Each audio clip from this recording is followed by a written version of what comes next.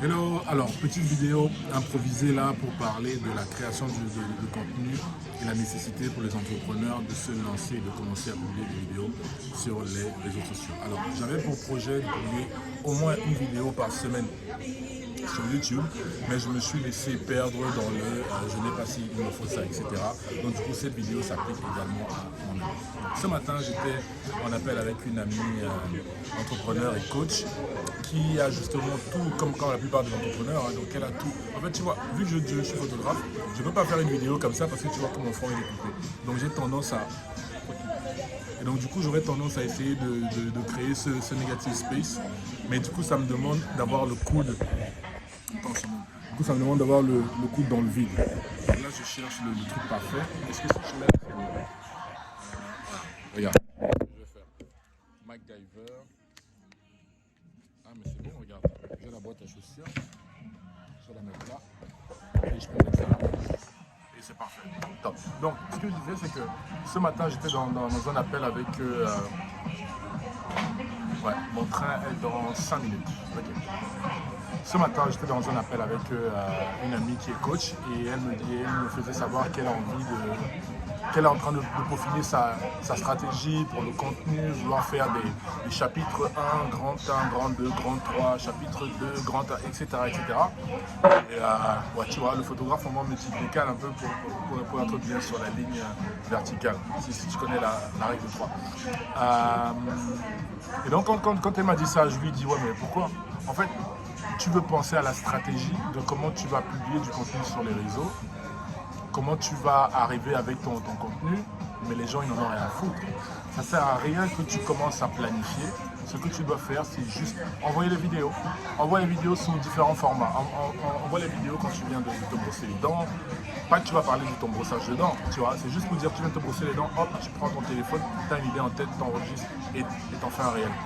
Fais une vidéo quand tu sors du métro, fais une vidéo quand tu t'apprêtes à aller à un entretien. En fait, l'exercice de création de contenu doit devenir quelque chose de naturel. Là, je suis à la gare centrale à Bruxelles, il y a 2 personnes ici, une personne là, et j'enregistre une vidéo, tu vois. Mon seul souci actuellement pendant que j'enregistre, c'est de me dire, est-ce que mon audio est de qualité?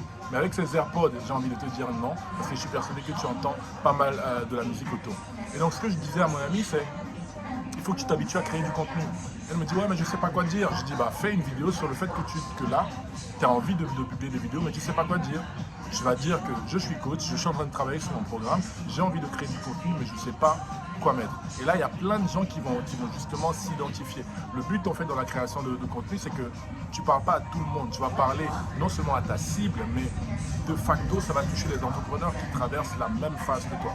Okay, et donc, elle me disait, ouais, mais elle a besoin de structure et tout. Tu peux pas. Je dis, bah, justement, fais une vidéo dans laquelle tu expliques que tu es coach, tu as pas mal de trucs dans la tête et ce qui te manque actuellement, c'est la structure. Et du coup, tu poses une question aux entrepreneurs.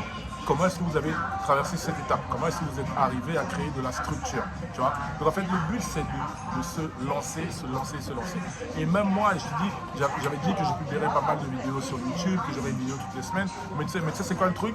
C'est que j'ai commencé à rajouter des facteurs externes qui, fatalement, m'empêchent de créer du contenu. Je me dis, il faut un monteur vidéo, il faut que j'ai un plan, donc un plan caméra, il faut que j'ai 2 plans caméra, il faut qu'il y ait des transitions. Et tu vois, tout ça, ça me fait me dire, ah, en fait, il ne faut pas que je publie parce que je ne suis pas assez bon. Et c'est ça le problème. Et tu sais quoi? Quand bien même j'étais en train de lui dire ça durant l'appel, qu'est-ce qu'elle a fait? Elle a pris son trépied.